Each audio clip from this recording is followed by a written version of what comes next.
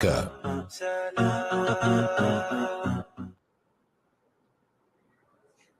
welcome our very special guest, Brother Seyed Jamaluddin, and I'm going to give you a little bit of background on ISIP, the International Students of Islamic Psychology. International Students of Islamic Psychology is an inclusive, open space designed to connect people with diverse backgrounds interested in Islamic psychology. We disseminate knowledge, share resources, and discuss best practices in a free and accessible manner. ISIP provides a platform to further development of people's personal and professional interests, studies, and understanding of Islamic psychology within their communities and or countries of origin. ISIP aims to bring about positive well-being for all human beings through a revival and promotion of Islamic psychology. ISIP aims to revive the heritage of our well-rooted Islamic tradition and provide the basis of indigenous Islamic approaches within the realm of psychology. ISIP envisions the normalization of Islamic psychology throughout the world and eliminating stigma addressing mental health issues.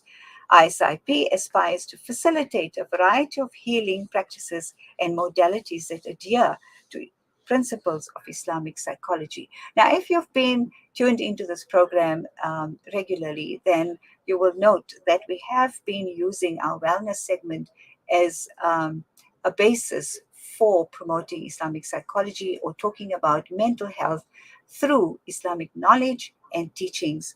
And today, it's such a pleasure then to introduce once again, as I said earlier, our brother Seyed Jamaluddin Miri, who is the co-founder and director of the International Students of Islamic Psychology.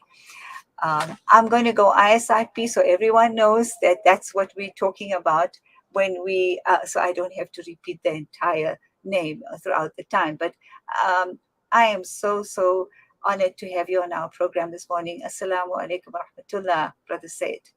Wa alaikum salam wa rahmatullahi wa barakatuh, dear Sister Najma.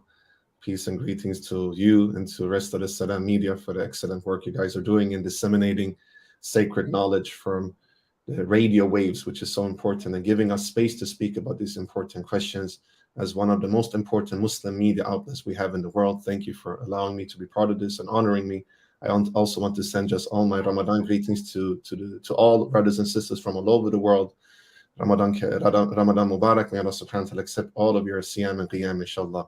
An honor to be with all of you. Likewise, and Ramadan Kareem to all of you at ISIP and you and your family. Alhamdulillah. So, I was thinking about this topic, and when you spoke about just spending this time together in Ramadan, disseminating knowledge and information, the most grounding thing about this is that the more we talk about it, the more it becomes a reminder for ourselves.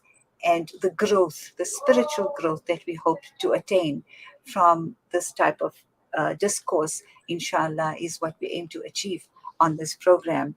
Our topic widely is the psychology of Ramadan. And as I was saying in my introduction, we will be breaking down that topic into different themes, different ideas, and of course, guidance, if you like, just to search from the intrinsically rather than extrinsically, if you can, if that's the right way to put it. So, Brother Seyed, respond to that, and then I will ask you your first question. I think it's important. Because I know you have something to say. No, I learned by listening to you. I'm just a student of knowledge, honestly. I have a lot to learn from you and from all of our listeners as well. So we learn from each other. This is community learning and collective learning, which is something that I truly believe in. So Bismillah ar-Rahman ar-Rahim. I think that when we speak about psychology, first and foremost, I always say this, that psychology, the way that West is portraying it, is very reductionistic. So we might subconsciously internalize the Western notion of psychology, which essentially only focuses on the behavior inclinations, which is nafsani inclinations according to Islamic psychological terminology, and the cognitive faculties, which is the aqlani faculties according to Islamic psychological terminology. Unfortunately, Western psychology, mainstream psychology, secular psychology diminishes and dismisses all other aspect of our health, our well-being. And of course, in the end of the day, psychology etymologically means the science of the soul from Greek. Psyche means soul, logy means science, and that's rejected by mainstream psychology today. So when we want to speak about psychology, we need to, as Muslims, bring about a holistic approach where we also add the ruhani aspect of it, and also add the jism and jasad, the body, into it, and the ihsasi aspect of it, and the qalbani, which is the heart connection, into it. So when we speak about psychology of Ramadan, it's a holistic aspect we need to speak about, and what inner aspect and outer aspect from the worship that we do throughout the holy month of Ramadan that we can bring about to speak about our psychological maintenance, sustenance, and well-being, inshallah. So that's just a pre-note in our conversation that I want to add, because we're very much affected by modernity, dear Sister Najma, and all of our excellent, wonderful listeners all over the world, either subconsciously or even consciously. And modernity has detached us from our metaphysical aspect of the reality, from the vertical aspect of connection towards Allah subhanahu wa ta'ala, Allah Almighty. And it only focuses on the dunyavi realm. When we go into the holy month of Ramadan, this is an opportunity to, of course, focus on the dunyavi realm, do your good deeds, do the proper ibadah, which is necessary, but to know that the reward is for your ukhrawi health, for the health in the afterlife as well, which is something that makes the Islamic psychological point of view very unique. Right. And having said that, I just wanted to add that, we know that Islamic psychology, if you like, we can talk about it as a science.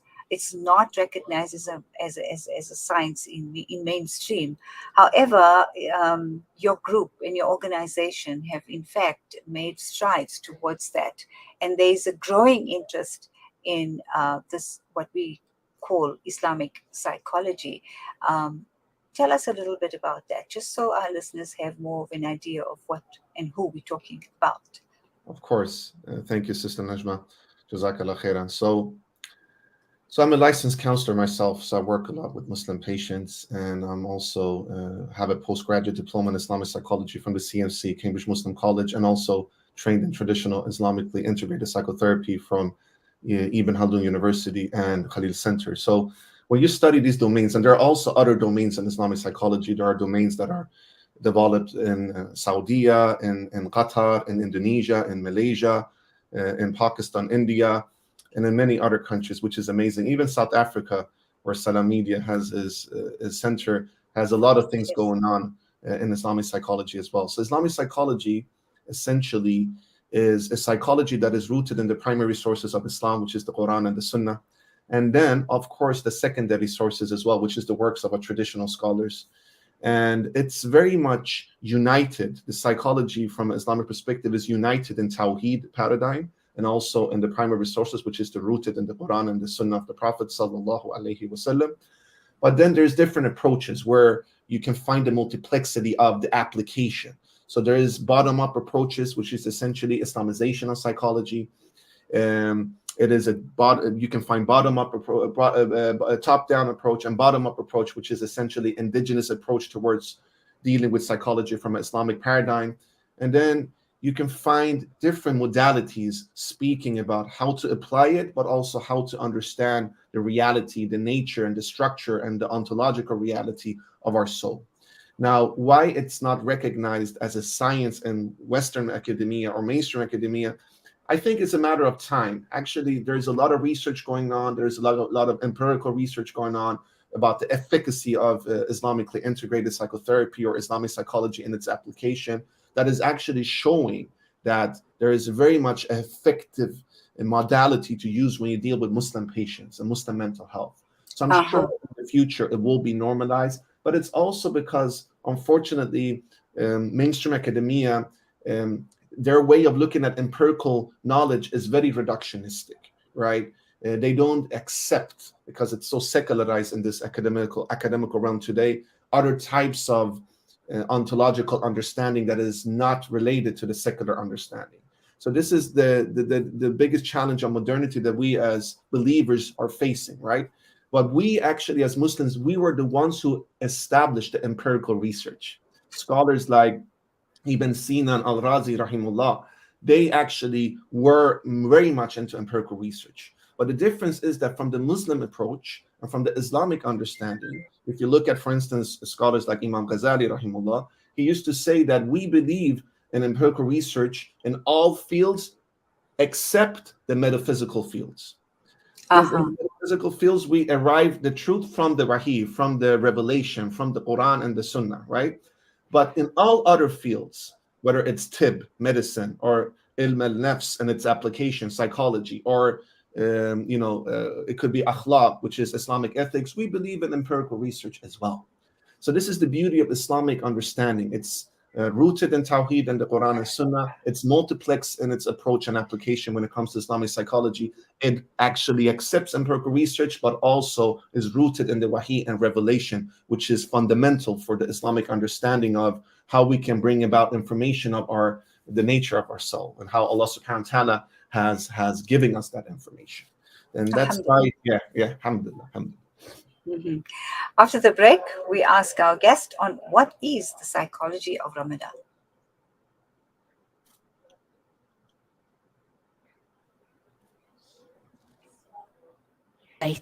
Nothing less than a masterpiece. Droplets of gold inspires precious design. Platinum bursts with intricate freshness, and every pure diamond becomes more than just a girl's best friend. Voda Gold Gem Jewelers, where timeless dreams become a reality. Come to us. We tailor-make designer gold, platinum, and diamond jewelry. Trade in or remodel your old gold. Clad yourself with classy name-branded watches. We offer insurance valuation and free zakat calculation. Visit us at 534 Ridge Road, Overport, or call 031 208 9142. Voda Gold Gem Jewelers, manufacturers of fine gold and diamond jewelry. Southern Africa Dawah Network is a non-profit organization striving to uplift the disadvantaged and empowering through education and dawah. Donate to the SADN centers, the M.A. Motala Islamic Center, as well as our Islamic centers in Amoti, Imtilumi, Botshabelo, and Castile. Donate your zakat and lillah today. Contact Farooq Sheikh 076-321-0650, Yusuf Mohammadi 072-259-3457, or the SADN head office 031 304 8000. Our account, Standard Bank, account number 050-856-294 for your zakat, or 050-879-790 for your lillah. Dawah through education, education through dawah, the Southern Africa Dawah Network. Freedom Stationery supply Marlin and Marlin Kids pens to me and my school friends. They supply just about everything we need to help us get a better education. From books to files to rulers. In fact, any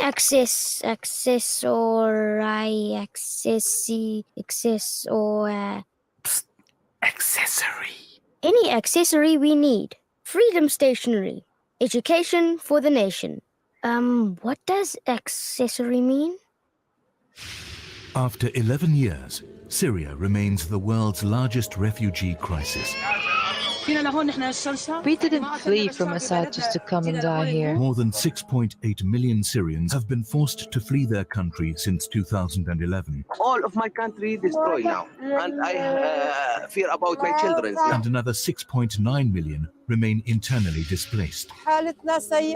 Our condition is very bad. We have no proper tents, nor a proper living. I have 10 children, and we do not get any aid. The vast majority, approximately 5.2 million refugees, have found refuge in neighboring countries such as Turkey, Lebanon, and Jordan. Penny Appeal South Africa has been distributing hot meals and food parcels to food insecure families and provided mobile housing to those in need. Your donation, no matter how small, can make a big difference. Visit our website www.pennyappeal.org.za or call us on 031 110 0573. Penny Appeal South Africa. Small change, big difference. Connect and stay ahead with Salam Media. This is Salam Media coming to you live from South Africa. Welcome back. Our very special guest is Seyed Jamaluddin. We speak to him he's the co-founder director of International Students of Islamic Psychology. Our topic, the psychology of Ramadan. Brother Seyed, what is the psychology of Ramadan? How do we understand that? Wow. I mean, Ramadan is a month of transformation, right? So it's an opportunity for all Muslims to look both, as you said, inward and outward when it comes to practices, and to be mindful of our actions and not to take anything for granted. Because during the day we cannot do certain things that we take for granted, right? Like drinking, eating, etc., right?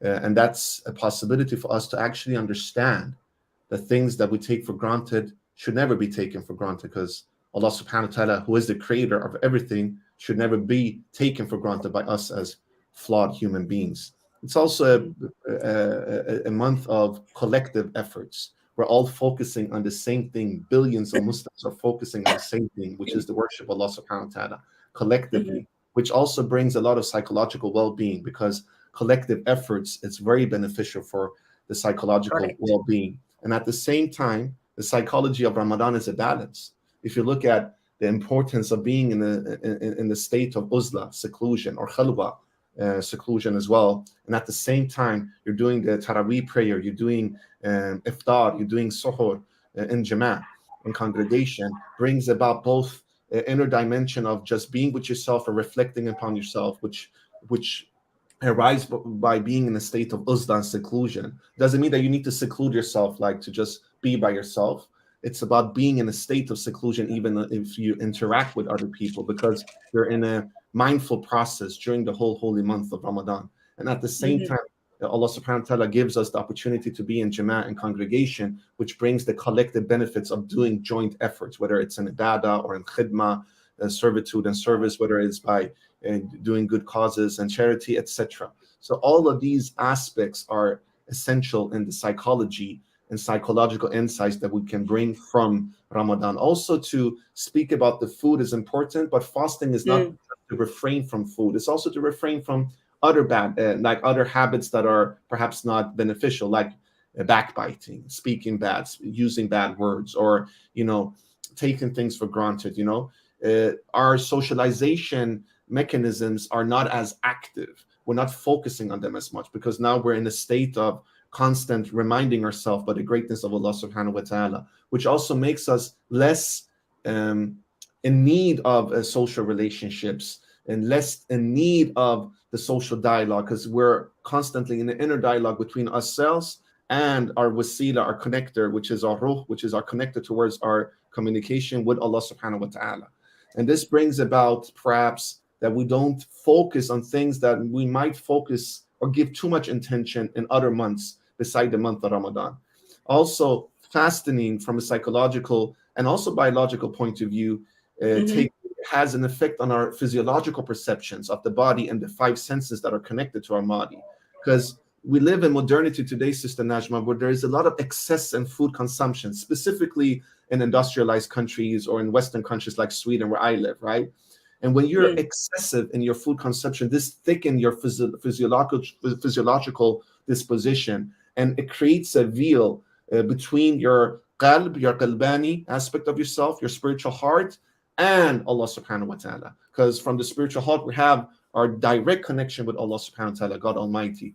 And food, too much food also sets the shahawat, the passions of ourselves, so that they will be inclined to the lower aspect of ourself, nafs al-amara bil-su, which is the nafs that is inclined to evil and to shaitan's waswas. While we fast, while we are in a state of siyam, this regulates so that shaitan cannot affect us as much. And of course, Allah subhanahu wa ta'ala has chained all the shayateen and the shaitan during the holy month of Ramadan. So with fasting during the holy month of Ramadan, when shaitan is not as strong and forceful, then we can actually understand which waswas is coming from shaitan when it comes to our negative behavior inclination and our nafsani behavior inclination, and which thoughts comes from our own self.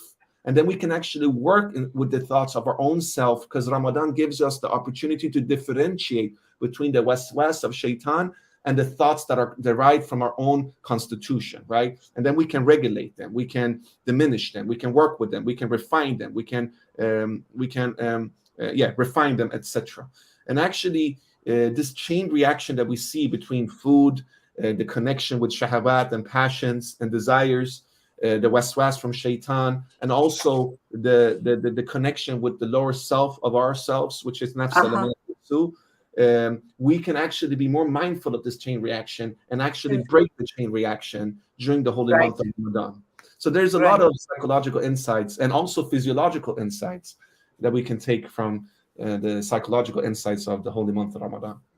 Right. Now, in relation to what you were saying, when you talk about the nafs, and, most people associate Ramadan with abstaining from consuming food and drink from sunrise to sunset. And you just explained that it's not just that, it's everything else that we're working towards in terms of reaching a certain level of spirituality.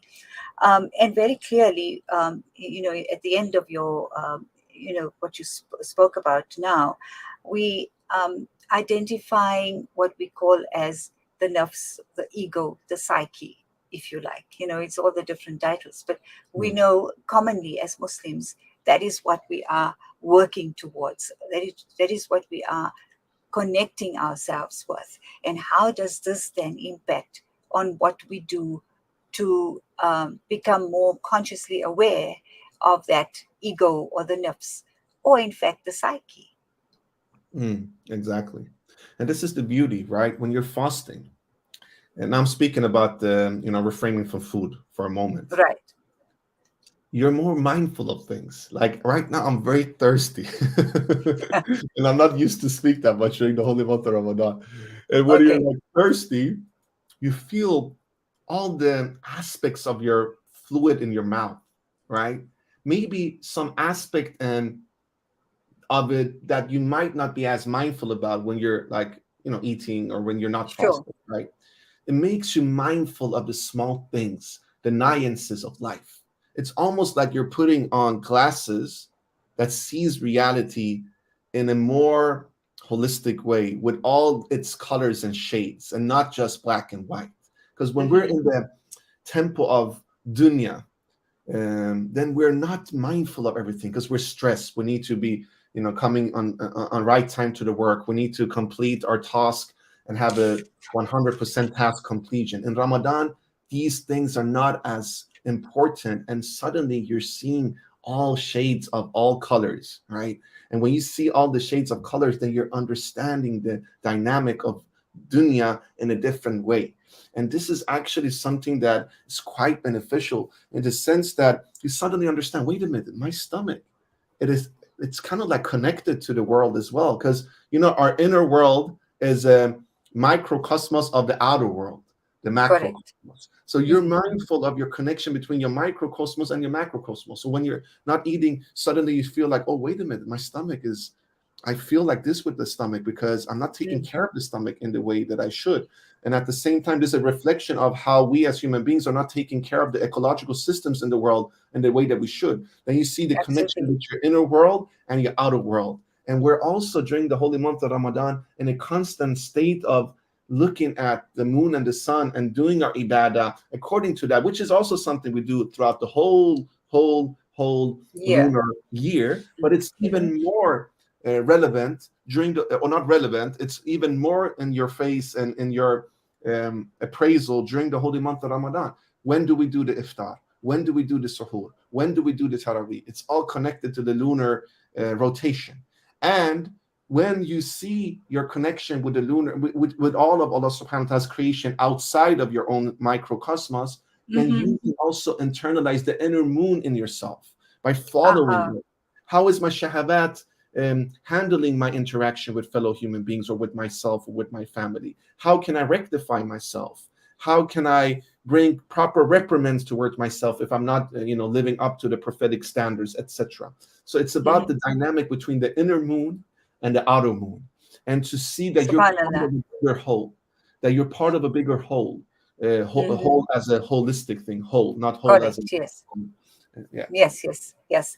Well, when one speaks of practicing Islamic spirituality in our daily lives, I think what really stands out as well, when you talk about the physical and maybe even physiological benefits as such, and how this in fact then helps with the psychological benefit of how we practice fasting in Ramadan, is actually the routine and structure.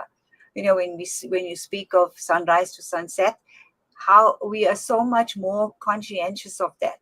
We are so much more conscientious of our salah times, although that is something we're supposed to be doing anyway. But there is this heightened consciousness because there is this willingness to strive towards the spirituality that we want to reach. But it's done through all of these practices. And I love what you said about the inner moon. And maybe that is the illumination that we're looking for as such, in terms of, again, going back to what we said earlier about the nafs and the ego. So if you are conscientious of your routine from Fajr to Dhuhr, for example, and then preparing for iftar, and then the Taraweeh Salah, all of that has to be structured in such a way that you don't miss a moment. And that, I think, is the essence, perhaps, of the benefit of that spirituality in your daily life, which I find tremendously beneficial in every aspect. I think we need to go for a break, and we'll expand on that after that. Inshallah.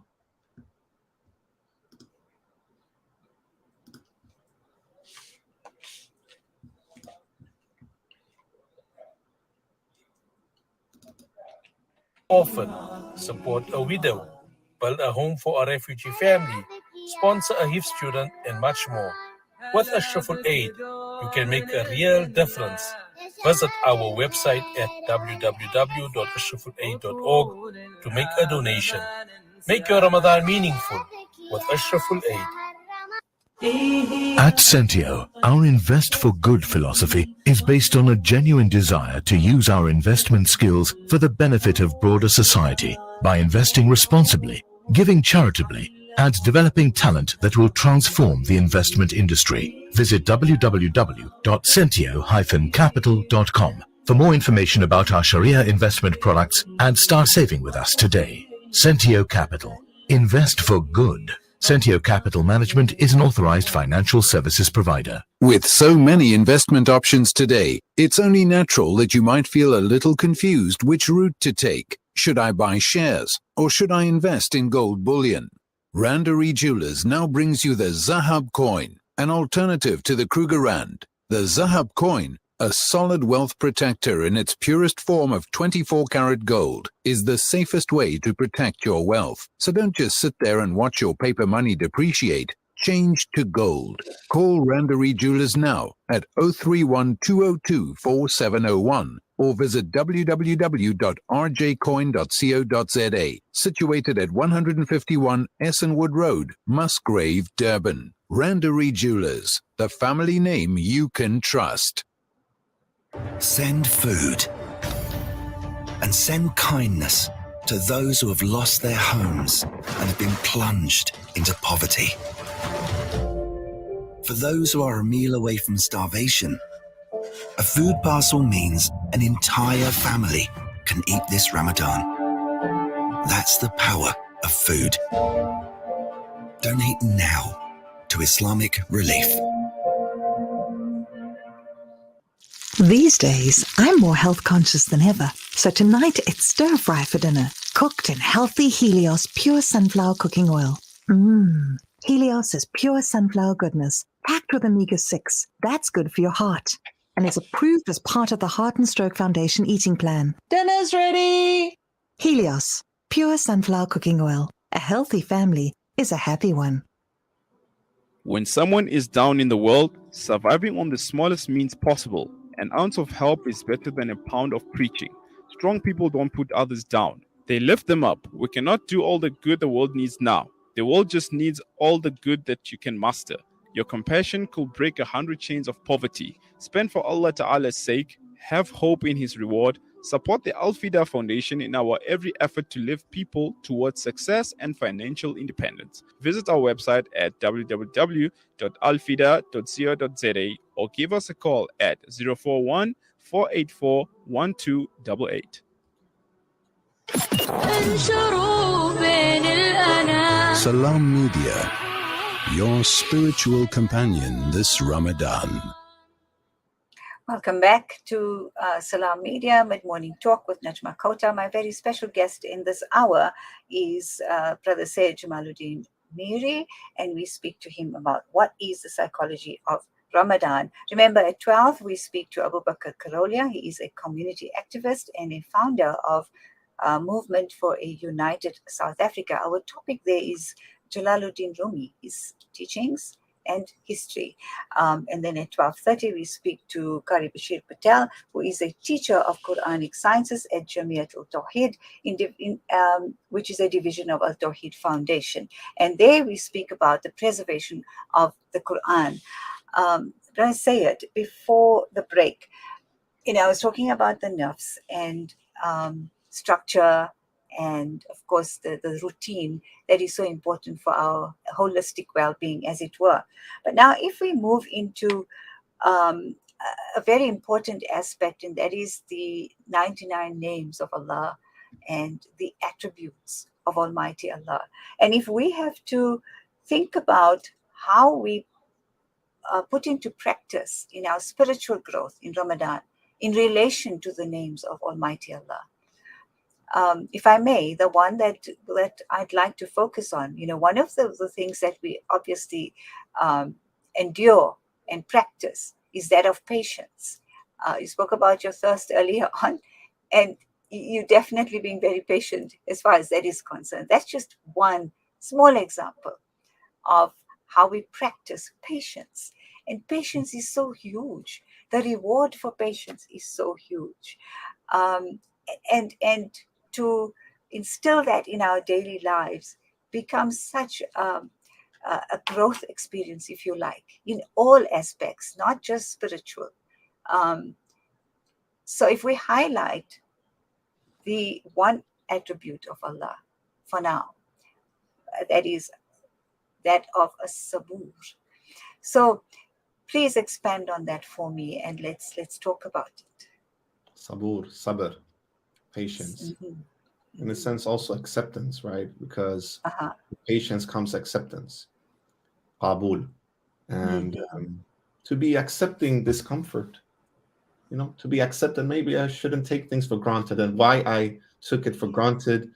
Now I'm feeling, the things that I took for granted, actually, when I'm not having it, in the beginning, I feel discomfort in my throat because I'm not drinking water, discomfort in my stomach because there is no food in it, discomfort because I take relationships for granted, discomfort because I'm taking all the sustenance that Allah subhanahu wa ta'ala has given me for granted. And this is the human flaw that we all have. I'm just giving this as a reminder to myself first and foremost, because I'm so arrogant in my character.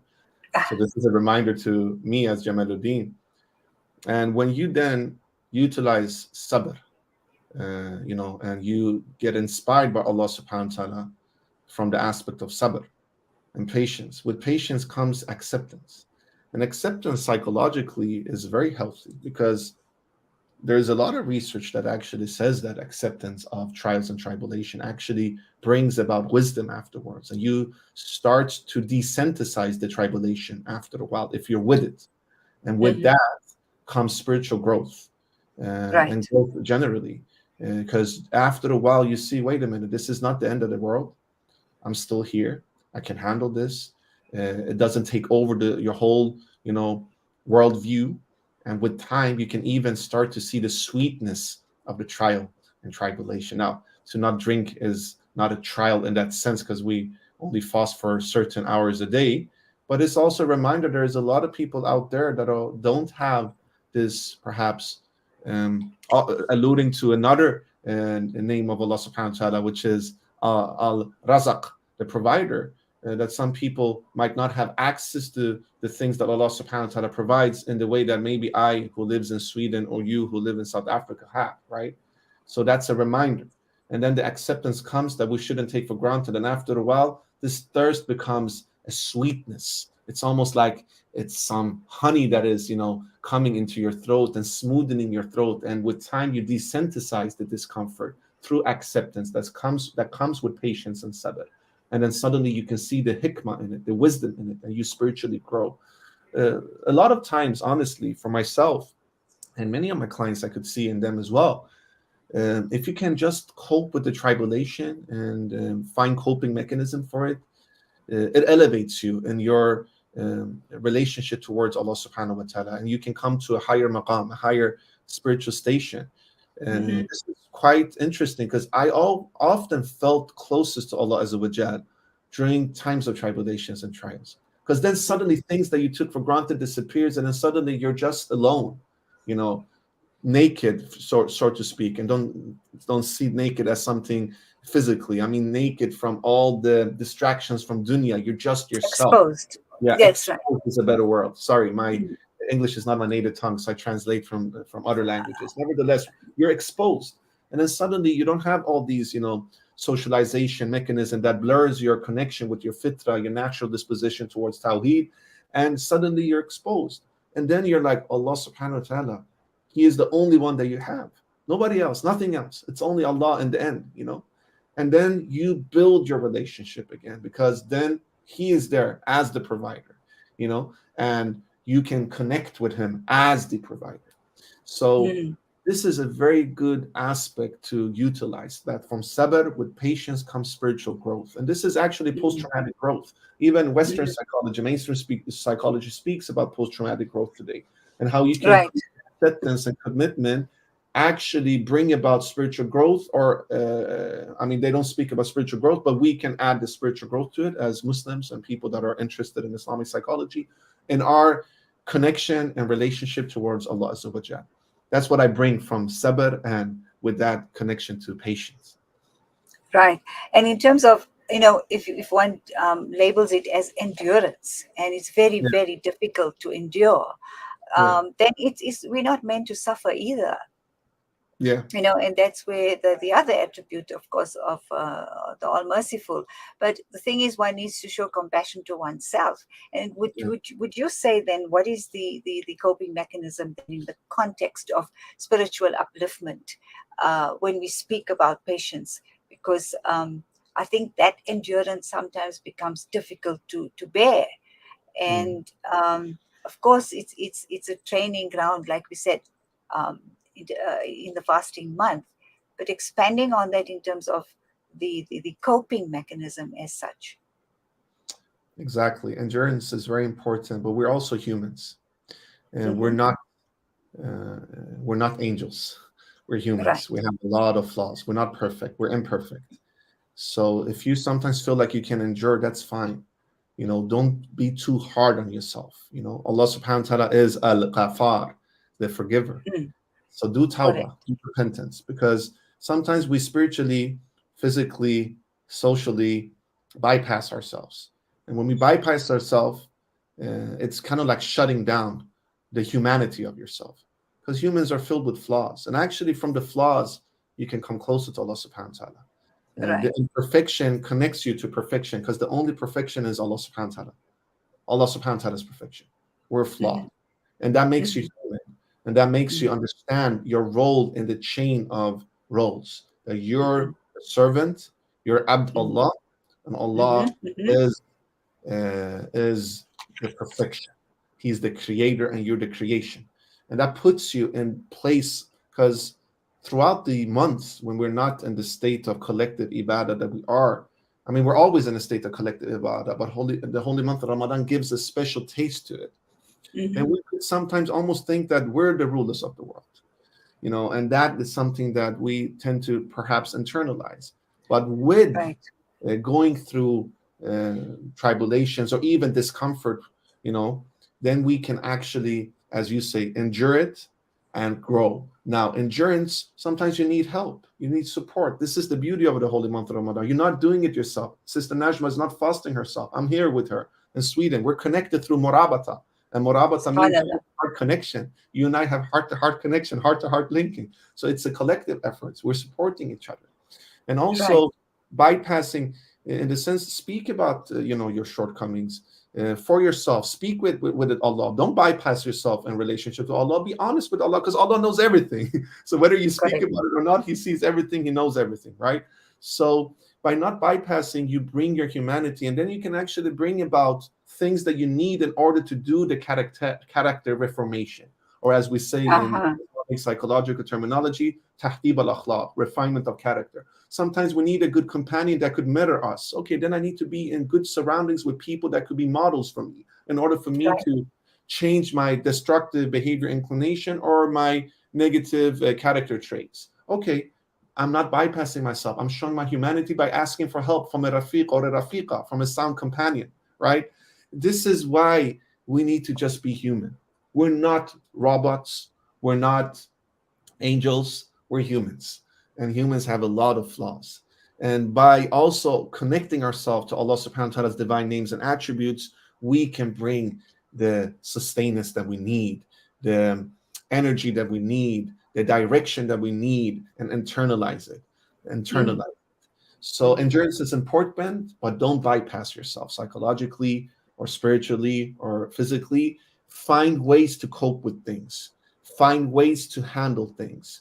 Maybe Ramadan will bring about for you something that, okay, after Ramadan, I'm going to continue being in a state of fasting. Because actually, subhanAllah, the Sahaba, they used to prepare for Ramadan 6 months before Ramadan. They used to ask Allah subhanahu wa ta'ala to allow them to witness another Ramadan. And 6 months after Ramadan, they used to pray to Allah subhanahu wa ta'ala to accept their ibadah during the holy month of Ramadan. So they were always in a state of Ramadan and what Ramadan entails, and they embodied it and they internalized it, right? We could also be in that state so that you don't see Ramadan as 1 month. Bring that about in your daily routines. As we spoke about the inner and the outer moon, don't allow your life to circulate around the clock. The clock is a dunyavi function, even though it tells us where to be, where to go, where to be in which meetings, not to lose out from information in the dunya. Of course, we need the clock to know when the sunset is about to happen, when it's dawn, when it's dusk, etc. Of course, the clock has its benefits, but don't surround yourself in the dunyavi temple. Allow yourself to internalize the inner moon, as we were speaking about, and be mindful of your inner world, of the batin, the inner, not the zahir only, the outer. Look at your sleep. Look at your thirst. Look at your thoughts. Look at your words. Don't take anything for granted. Understand that even in other months, you can be in the ukhravi tempo simultaneously as you're connected to the dunyavi tempo. So all of these things is about endurance, but show your humanity, because we are flawed. We're not perfect in our ibadah. Even though we're striving for that, which is beautiful, we're not perfect. And with that imperfection comes humanity, and humanity is something we should be. And by not bypassing, we can get the tools that we need in order to endure, so we can come closer to Allah subhanahu wa ta'ala in our spiritual relationship. After the break, we close off with, building our character through fasting and the psychology of fasting, as it were. And one of the qualities that comes to mind, of course, is that of humility.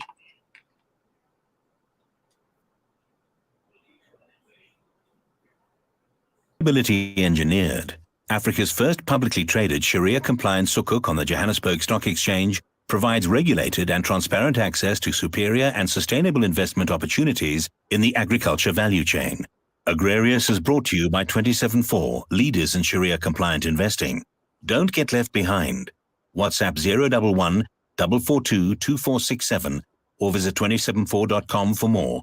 274 Investment Managers is an authorized financial services provider. T's and C's apply.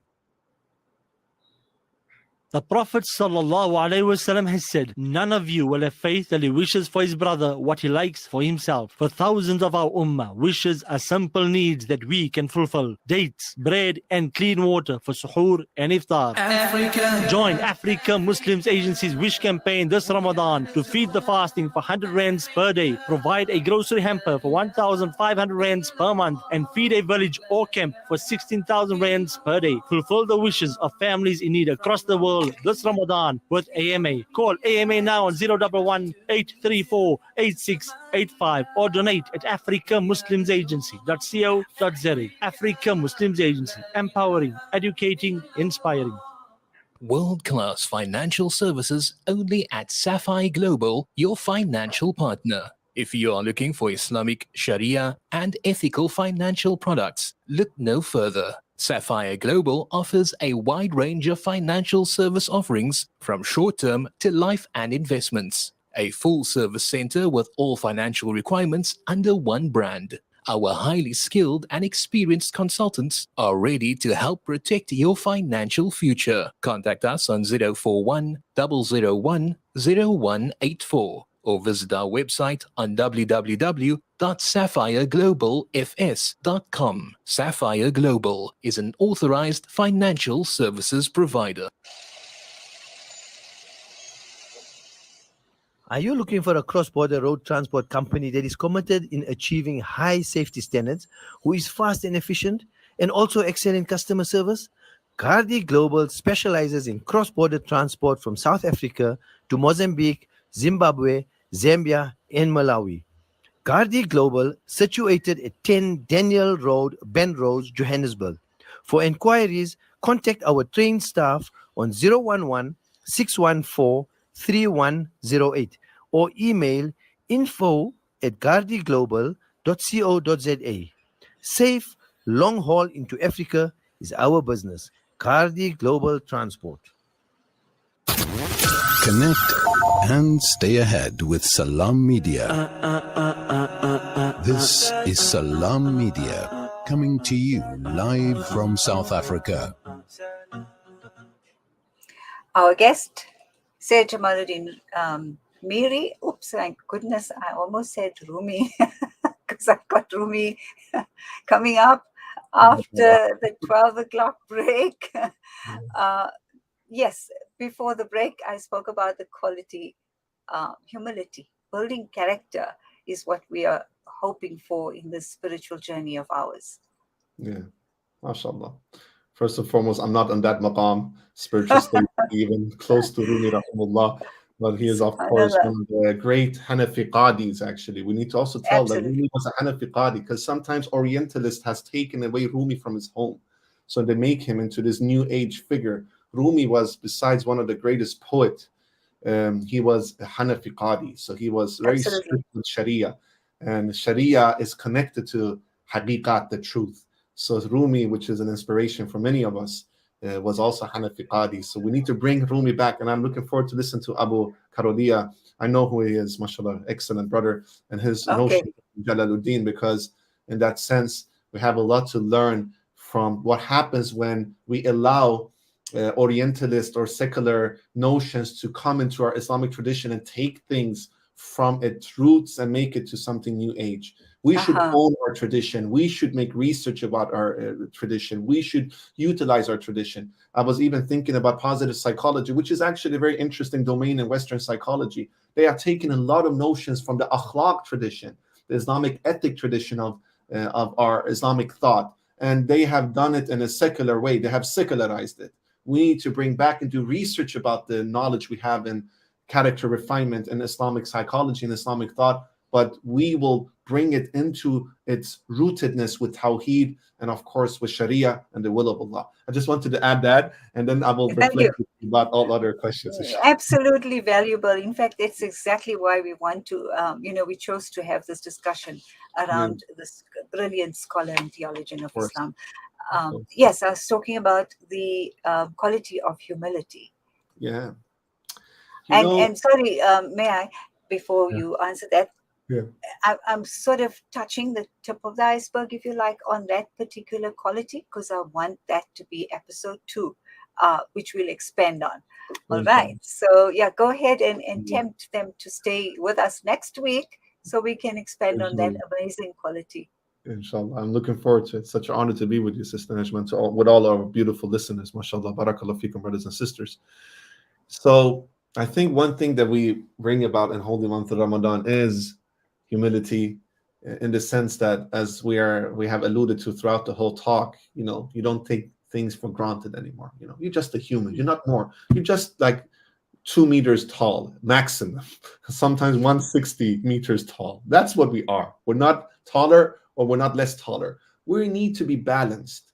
This is the beauty. Believe in yourself, but don't believe that you're better than others. This is how I view the Islamic way of Mizan. You're a human, and you have and there's a lot of good qualities that can come with that, but you also have flaws. And actually, your flaws is a signal of your humanity. Doesn't mean that you should accept them or be with them or let them be normalized, but you work with them to refine them. That's what humility brings with you. And what Ramadan allows us is to be in a state of tafakkur and tadakkur and tashakkur. The 3 T's, if we want to use pedagogical ways of reflecting upon these 3 terminologies. Tafakkur means contemplation. So what Ramadan does for you, and fasting in all, when you fast with all of your senses, by the way, not just 1 or 2 senses, is that it makes you mindful that I have certain deficiencies, maybe I have certain thoughts. It brings about humility because you're not activating yourself in things that might distract you from being a human. And then you can understand that you are, in fact, part of you has a lower self, nafs al-amara. And maybe this is not incongruent with your higher self or what you want to achieve as you work to refine your character or your nafs. That's the tafakkur that comes in mind when you don't think takes for granted, when you're not involved in the dunyavi temple, right? And from there, you can go into the state of tadakkur, which is to remember, to be in remembrance, to shift your focus from these thoughts to be with Allah. This is important because in West we speak about being good, but what we need to add is to being with God. So yes, be good, do khidmah, do charity, do service and servitude, but being with God, that's important. And then from there, tashakkur comes, gratefulness, thankfulness, because you understand I should be grateful for everything. Now, when I'm detaching myself from some things that I might take for granted, I should be grateful of all the blessings that Allah Azza wa Jal has given me. So when you have the opportunity to internalize and implement these 3 T's, tafakkur, tadakkur, and tashakkur, then humility comes. And you understand that it's 1/7. I'm 86 meters. I'm not taller, Sister Najma, and I'm not shorter either. I'm 186. That's it. And that's the beauty of the holy month of Ramadan. That brings about that awareness. If you're engaged with it, of course, in your best capacity, a modern man has a lot of tools. We have cars that makes us drive fast.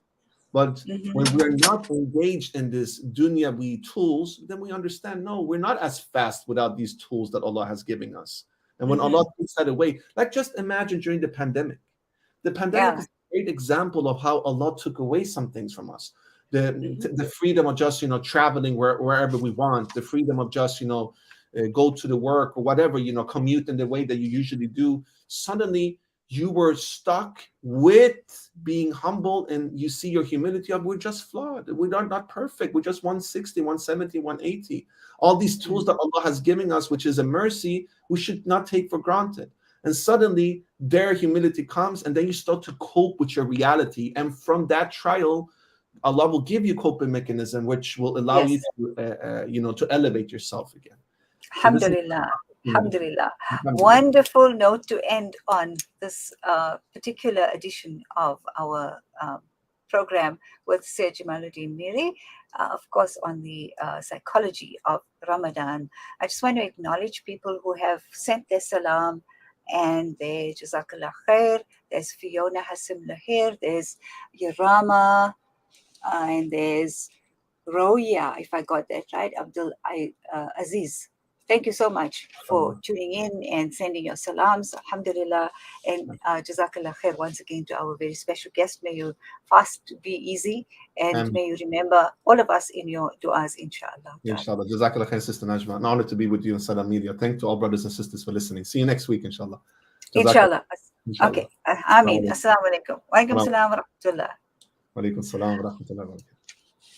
Right, when we come back, we speak to Abu Bakr Karolia, who is a community activist and a founder member of Musa, Movement for a United South Africa.